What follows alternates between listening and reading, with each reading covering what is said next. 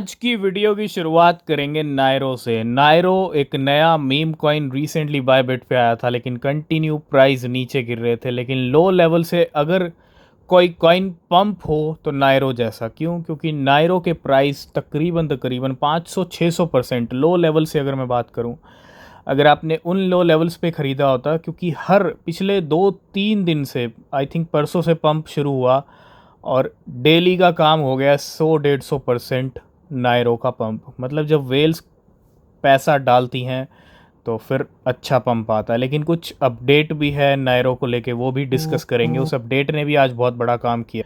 तो नायरो की कीमतें आज फिर से 100% उछल गई। मतलब 140-150% आज ये फिर गया। 0.17 पे इसके प्राइस आए।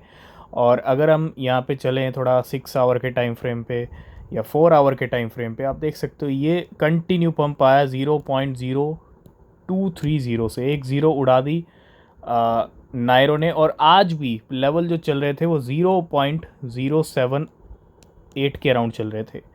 और अगर आप डेली टाइम फ्रेम पे जाओगे तो 3 दिन की कैंडल, मतलब 3 दिन की हैं ये, और 3 दिन के अंदर इसकी कीमतें 0.0230 से, ठीक है, ये पहला दिन, ये दूसरा और ये थर्ड डे। और प्राइस काफ़ी स्काई रॉकेट हुआ है नायरो का, ठीक है। तो आज प्राइस 0.17 तक पहुंच गया। एक सबसे बड़ा रीज़न जो आज नायरो के पंप करने का था वो था बाइनेंस फ्यूचर्स के ऊपर लिस्टिंग। बाइनेंस ने नायरो को अपने प्लेटफॉर्म पर लिस्ट कर दिया फ्यूचर ट्रेडिंग के लिए। स्पॉट ट्रेडिंग में अभी नहीं आया है, लेकिन फ्यूचर ट्रेडिंग में आ रहा है। तो भाई डेफिनेटली सब जितने फ्यूचर ट्रेडिंग में आए हैं वो सब धीरे धीरे स्पॉट ट्रेडिंग में आ जाएंगे, और आए भी हैं। तो Binance future will list Nairo perpetual contract, ठीक है। जैसे ही अनाउंसमेंट हुआ, कीमतें और ऊपर चली गई नायरो की। रशिया के कहीं ना कहीं तेवर दिख रहे हैं यूएस के इलेक्शंस को लेके, और वो तेवर ऐसे हैं कि रशिया के जो व्लादिमीर पुतिन हैं says Russia support Kamala Harris over Donald Trump in the presidential election because she is been endorsed by Joe Biden. तो रशिया जो सपोर्ट कर रहा है कि इस इलेक्शन में विक्ट्री अगर होनी चाहिए तो वो कमला हैरिस की होनी चाहिए, ठीक है। लेकिन टाइम बताएगा किसकी विक्ट्री होगी किसकी नहीं होगी। क्रिप्टो वालों के लिए तो अगर हम देखें तो डोनाल्ड ट्रंप की विक्ट्री ही कहीं ना कहीं क्रिप्टो वालों के लिए बड़ी विक्ट्री होगी। लेकिन नवंबर में ही क्लियर होगा, क्योंकि अभी भी डोनाल्ड ट्रंप अगर हम डेटा देखें, फोरकास्ट देखें, तो कहीं ना कहीं लीड कर रहे हैं, आगे चल रहे हैं कमला हैरिस से। लेकिन फिर भी नवंबर तक का वेट हमको करना पड़ेगा। अगर शिबा इनू का प्राइस 11,000% बढ़ जाए तो डेफिनेटली मार्केट हिल जाएगी, नए इन्वेस्टर्स की बहार लग जाएगी शिबा इनू को खरीदने के लिए हाई लेवल के ऊपर भी। लेकिन अगर 11,000%, 20,000, 50,000, 80,000 इस तरह के नंबर देखने को मिल भी रहे हैं तो शिबा इनू के बर्न पोर्टल के ऊपर, यानी शिप बर्न के ऊपर, और हमें लगता है कि इस नंबर का, इस बर्निंग का कोई मतलब नहीं है, कोई फ़ायदा नहीं है। 262 मिलियन टोकन्स बर्न हुए 24 घंटे के अंदर। ये फ्रेश डेटा है, ठीक है, जिसकी वजह से बर्न रेट 11,700% ऊपर चल रहा है। लेकिन क्या करे कम्युनिटी इस बर्न रेट का? इस बर्न रेट का क्या करे कम्युनिटी? इस बर्न रेट का कोई भी फ़ायदा नहीं है। देर आर नो बेनिफिट, ठीक है, कोई प्राइस पे इम्पैक्ट नहीं है।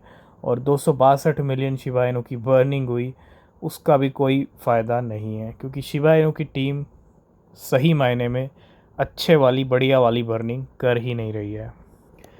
नेक्स्ट सबसे बड़ी अपडेट, बाइनेंस के जो सीजी थे, अब वो सीईओ नहीं है, अब रिचर्ड टैंग हैं। लेकिन बाइनेंस के जो सीईओ रिचर्ड टैंग है वो यहाँ पे कंफर्म कर रहे हैं that former CEO Changpeng Zhao CZ is ban for life from leading the company.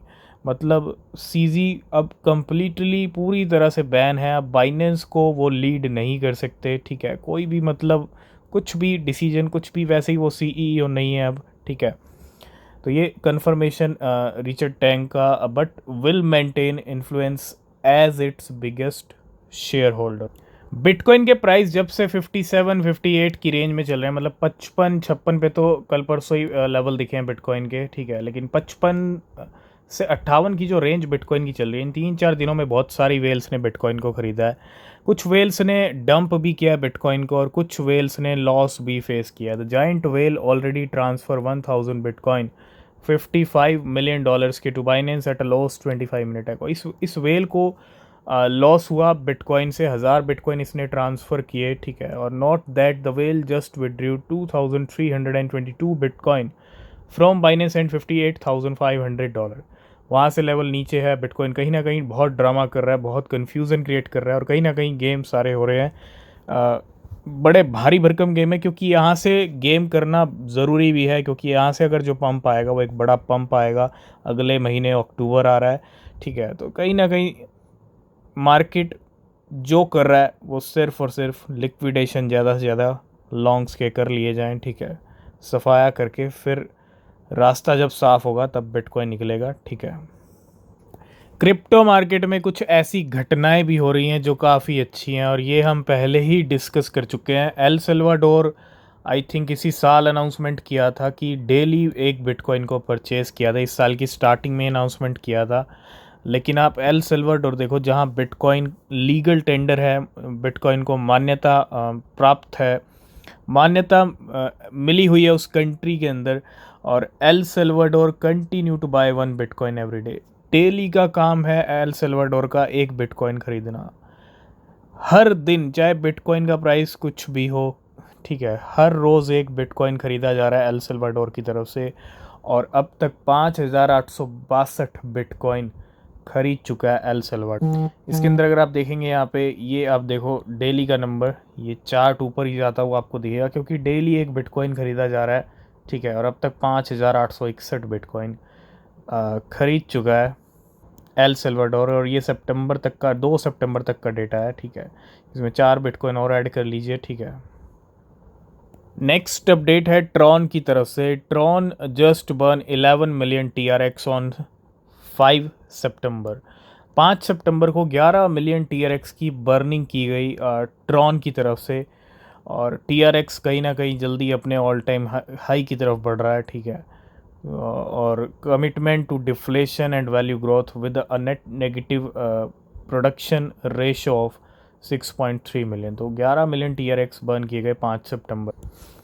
आज हम बात करेंगे दो बड़ी एक्सचेंजेस के बारे में, ठीक है। एक बाइनेंस है और एक रॉबिनहुड है। रॉबिनहुड की बात करेंगे पहले, और आज हमने कुछ यहाँ पे डेटा खंगाला, तो रॉबिनहुड का ये पोर्टफोलियो है, अगर आप इसको देखेंगे तो $12 बिलियन का ये पोर्टफोलियो है, जिसके अंदर रॉबिनहुड के पास 1,45,000 तो बिटकॉइन है। इथीरियम की बात करें 1.54 मिलियन इथीरियम है, ठीक है। थर्ड नंबर की अगर आप क्रिप्टो पे फोकस करेंगे तो कुछ, अगर हम थोड़ा 2-3 महीने पीछे चलें तो ये नंबर 37, पता नहीं 38, 40 के करीब था। 40 हुआ नहीं था, लेकिन ठीक है, 40 से नीचे ही था। 40 ट्रिलियन से नीचे का नंबर था शिबा इनू की होल्डिंग्स का, और आज की डेट में ये 50 ट्रिलियन के करीब पहुंच रहा है। आप समझ रहे हो, रॉबिनहुड की, शिबा इनू की, हालांकि सभी की होल्डिंग बढ़ रही है, लेकिन शिबा इनू को लेके थर्ड नंबर पे शिबा इनू ऐसा एसेट है जिसकी होल्डिंग सबसे ज़्यादा है रॉबिनहुड के पास। 47 trillion Shiba Inu Robinhood hold करता है, $628 मिलियन के। इसके साथ साथ हमने बाइनेंस का भी डेटा खंगाला। बाइनेंस का भी डेटा बड़ा ही इंटरेस्टिंग है। बाइनेंस बड़ी एक्सचेंज है, तो डेफिनेटली $101 बिलियन का इस बाइनेंस का पोर्टफोलियो है, जिसके अंदर बिटकॉइन है 6,30,000 होल्डिंग्स, 25 ये USDT हैं, 25 बिलियन USDT। इथीरियम है 4.3 मिलियन, BNB 11 मिलियन की होल्डिंग्स हैं। लेकिन अगर हम शिबा इनू की होल्डिंग की बात करें तो बाइनेंस के पास भी शिबा इनू की भरमार है। 69 ट्रिलियन शिबा इनू है, तकरीबन $1 बिलियन लगा लीजिए, ठीक है। तो 69 ले रहा है बाइनेंस के पास है, और 47 है, 48 किसके पास है, रॉबिनहुड के पास। तो 110 ट्रिलियन से भी ज़्यादा शिबा इनू होल्ड करके बैठे हैं दो बड़े प्लेयर, ठीक है। मैंने अभी ये 2 वॉलेट की बात की है, लेकिन अगर हम बाकी वॉलेट्स का डेटा खंगालेंगे तो आपको सब पता चलेगा, ठीक है। तो कहीं ना कहीं शिबा इनू की होल्डिंग सबसे ज़्यादा बाइनेंस और रॉबिनहुड के पास। तो थोड़ा सा आपको अलर्ट रहना पड़ेगा। बिटकॉइन हो सकता है थोड़ा और नीचे के लेवल दिखाए, थोड़े और शॉर्ट्स के लिक्विडेशन करने के लिए बिटकॉइन 50, 52, 53, 54 इस रेंज में भी आ सकता है। ठीक है, तो लिक्विडेशन के लिए मार्केट कुछ भी करेगा। ठीक है, और ये last and final liquidation game भी हो सकता है।